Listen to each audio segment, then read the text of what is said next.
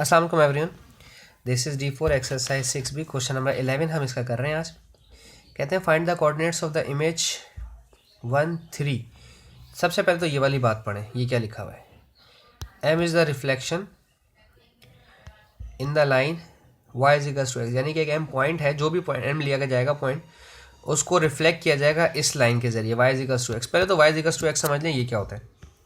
एक ऐसी लाइन जो बिल्कुल x और y एक्सिस के सेंटर से गुजरे, यानी कि उसका 1 1 बराबर होगा, 2 2 बराबर होगा, 3 3, x का 4 y का 4, x का 5 y का 5, x का 6 y का 6, x का 7 y का 7 और इस तरह से एंड सो ऑन। ठीक है, ये कहलाती है y इक्वल्स टू x की लाइन। अब पहला पॉइंट है find the coordinates of the image 1 3।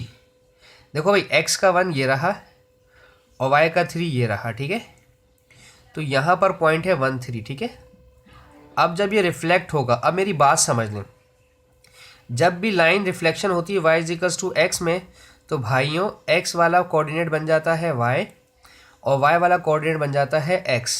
ठीक है, अगर इसको मैट्रिक्स फॉर्म में लिखें तो कुछ इस तरह से लिखा जाता है x 0, यानी कि जैसे कि मैं इसको x 0 को हटा के कहता हूँ, जैसे कि 1 0 0 1 है, तो ये रिफ्लेक्ट होकर बन जाएगा 0 1 1 0। ठीक है, सही है, x वाला y बन जाएगा, y वाला x बन जाएगा। ठीक है, इसका मैट्रिक्स बेसिकली यही होता है। ठीक है, मैट्रिक्स ट्रांसफॉर्मेशन यही होती है, आगे जाके मैं आपको समझाऊंगा ये क्या हुआ। ठीक है, तो x y और y x जब बन जाएगा तो 1 3 जो है वो 3 और 1 बन जाएगा। ठीक है, 1 3 जो है वो 3 और 1 बन जाएगा। ठीक है, ये मेरे पहले पॉइंट का आंसर है। अच्छा, अब हम बात कर रहे हैं दूसरे पॉइंट की। Find the coordinates of the image 2 5। 2 5 का है, पहले तो 2 5 देखो भाई, 2 5 है कहाँ। x का 2 ये रहा और y का 5 ये रहा। ठीक है, तो यहाँ पर आएगा 2 and 5, x का 2 और y का 5, तो 2 5 क्या बन जाएगा 5 2, 5 और 2 हमारा है यहाँ पर। ठीक है, ये है मेरे सेकंड वाले का आंसर, 5 and 2। ठीक है, अच्छा, अब हमारे पास है तीसरा पॉइंट M5। M5 पर होना है, उससे कोई फ़र्क नहीं पड़ता। ठीक है, M5 दे दें, M इनवर्स दे दें, M स्क्वायर दे दें, कोई फ़र्क नहीं पड़ता, रिफ्लेक्शन तो सेम ही होगी। ठीक है ना, M5 का पॉइंट 3 7 ही रहेगा, क्योंकि ये डबल मैट्रिक्स नहीं है ना, 2 by 2 मैट्रिक्स नहीं है। अच्छा, 3 और 7 ये रहा हमारे पास यहाँ पर, x का 3 और y का 7, ये बन जाएगा 7 and 3, x का 7 y का 3 यहाँ पर आएगा। ठीक है, ये मेरा तीसरे वाले का आंसर है, x का 7 y का 3। ठीक है, तो ये हुई है हमारी रिफ्लेक्शन 3। यहाँ तक तो सवाल बहुत आसान था। मुसीबत जो शुरू हुई है वो शुरू हुई है यहाँ वाले इस पॉइंट में। कहते हैं write down the matrix that which represent M5 M inverse. ठीक है, देखो दोनों के लिए जो मैट्रिक्स लिया जा रहा है वो सेम मैट्रिक्स है, वो जो हमारा नहीं, मैंने तुम्हें बताया था कि 1 0 वाला जो है 1 0 0 1 वाला जो है वो बन रहा है 0 1 और 1 0। ठीक है, तो बेसिकली सबके लिए मैट्रिक्स सेम ही है, क्योंकि सब में रिफ्लेक्शन हुआ है, बट हमें प्रूफ करना है, ऐसे मार्क्स नहीं देगा हमें एग्जामिनर। ठीक है ना। अच्छा, ये जो चीज़ लिखी है इसको थोड़ी देर के लिए नज़रअंदाज कर दें। अच्छा, सबसे पहले ये वाली रिफ्लेक्शन उठा दें, पॉइंट 1। ठीक है, हमारे पास मैट्रिक्स जो मैं बता चुका हूँ, लेकिन अगर नहीं पता पेपर में हमें, तो हम क्या करेंगे। ठीक है, तो जब हमें मैट्रिक्स के बारे में नहीं पता होता, रोटेशन वाला या रिफ्लेक्शन वाला, तो हम उसको ABCD सपोज करते हैं। ठीक है, पहला जो बिल्कुल पहला पॉइंट था मेरे पास 1 3 वाला, ये वाला, ये रिफ्लेक्ट होके बना था 3 1। ठीक है, मुझे पॉइंट भी पता है और मुझे उसकी रिफ्लेक्शन भी पता है। ठीक है, 1 3 वाला बना 3 और 1। अब अगर किसी को मैट्रिक्स सॉल्व करना नहीं आता तो समझ लीजिए, a को 1 से मल्टीप्लाई किया तो बन गया a, फिर प्लस होता है, b को 3 से मल्टीप्लाई किया तो बन जाएगा 3b। ठीक है, अब c की बारी है, c जब मल्टीप्लाई होगा 1 से तो c और प्लस फार्मूले का, d को 3 से मल्टीप्लाई किया 3d, फार्मूला तो नहीं कहेंगे, फॉर्मेट कहना चाहिए। ये वाली पूरी जो रॉ है ये बराबर होती है। ठीक है, तो यहाँ मैंने 3 लिख दिया, और इसी तरह से ये वाली जो रॉ होती है ये पूरी बराबर होती है। ठीक है, तो मैंने यहाँ पर 1 लिख दिया। अब मेरे पास यहाँ पर a के कुछ पॉइंट्स आ गए हैं, b के कुछ पॉइंट्स आ गए हैं और c के कुछ पॉइंट्स आ गए हैं। ठीक है, अब इसी तरह से दूसरा वाला रिफ्लेक्शन चेक कर लेते हैं। फिर से ABCD ही लिखूँगा, a b c और d। ठीक है,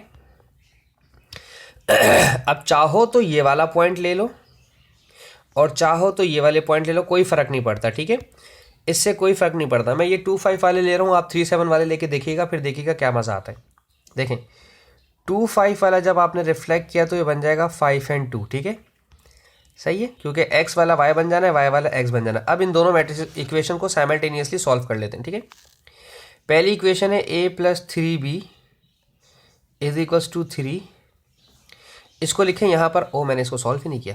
2 को a से मल्टीप्लाई करवाएं तो बन जाएगा 2a, प्लस इसी तरह से b को 5 से मल्टीप्लाई करवाएं तो बन जाएगा 5b = 5 और c को 2 से मल्टीप्लाई करवाएं बन जाएगा 2c, और 5 को d से मल्टीप्लाई करवाएं 5d = 2, ठीक है। a वाली एक तरफ लिखें 2a + 5b = 5, और c वाली एक तरफ लिखें c + 3d = 1, ठीक है। ये वाली मैंने यहाँ लिख दी और ये वाली मैंने यहाँ लिख दी। अब इन इक्वेशंस को सॉल्व करना है। असल जो है ना मुद्दा वो ये है कि इन्हें सॉल्व करें। मैं इस इक्वेशन से a को सब्सटीट्यूट कर रहा हूँ, a = 3 - 3b, ठीक है, और इसे उठा के रखेंगे इस इक्वेशन के अंदर। पहले 2a + 5b = 5, ठीक है, और a की जो मैंने वैल्यू निकाली है वो यहाँ लिख दें 3 - 3b, ठीक है। अब इस इक्वेशन को सॉल्व करें, 2 3 = 6 - 2 3 = 6b। होपफुली आपको साइमल्टेनियस इक्वेशन सॉल्व करनी आती हो सब्स्टिट्यूशन और एलिमिनेशन के ज़रिए। ये 6 वहाँ जाएगा तो माइनस हो जाएगा, तो 5 - 6 -1 बचेगा, ठीक है। और यहाँ 6b माइनस का है और 5b प्लस का है, माइनस प्लस माइनस, 6 में से 5 गया तो 1 बचा, 1 का b, बट प्रॉब्लम यह है sign of the greater value, minus minus से कैंसिल हो जाना है, b का आंसर आ गया 1, ठीक है। अब जब b का आंसर 1 आ गया आपके पास तो इस b के आंसर को आपने उठा के रखना है यहाँ पर, ठीक है। a = 3 - 3b की जगह अब आप 1 रख दें, ठीक है, और 3 में से 3 किया तो 0 हो गया, ठीक है, a आपके पास आ गया 0। अब आ जाएं इस तरफ, अब इसको भी साइमल्टेनियसली सॉल्व कर लें इस इक्वेशन को, c वाली को, ये जो दो इक्वेशन है मेरे पास, ठीक है। मैं पहले इस इक्वेशन से c निकाल रहा हूँ, ठीक है। c = 1, 3d पॉजिटिव है, वहाँ जाएगा तो माइनस हो जाएगा 1 - 3d, इसको उठा के रखें इस इक्वेशन में। अच्छा, कुछ का ख्याल होगा कि इसको वापस उठा के इसमें रख दें, नहीं भाई 0 हो जाएगा आंसर, ठीक है, इसको उठा के इसमें रखें, ठीक है। 2c की जगह ब्रैकेट बनाएं + 5d = 2, ठीक है, और तो c की जगह लिखें 1 - 3d, 2 1 = 2 -2 3 = 6d + 5d = 2। देखो बच्चों ये वाला 2 इस 2 से कैंसिल हो जाएगा। अब 6d में से 5d का तो माइनस का 1 आएगा, और माइनस का 1 जो है वो 0 = के बराबर, तो d 0 ही होगा, ठीक है। अब इसको उठा के इस इक्वेशन में, नहीं इसमें नहीं, इसको उठाकर इस इक्वेशन में रखें, ठीक है। c = 1 - 3 0, d की जगह 0 रखा तो आंसर क्या आ गया 1, ठीक है। तो अब इसका जो मैट्रिक्स बनेगा, मैट्रिक्स था क्या मेरा a b c और d। a का आंसर मेरा 0 आया था, देखें, b का आंसर मेरा 1 था, c का आंसर मेरा 1 था, और d का आंसर मेरा 0 था। क्या मैंने नहीं कहा था आपसे कि बेसिकली अगर हमारे पास 1 0 और 0 और 1 है तो वो रिफ्लेक्ट होगा इस मैट्रिसेस के ज़रिए, ठीक है।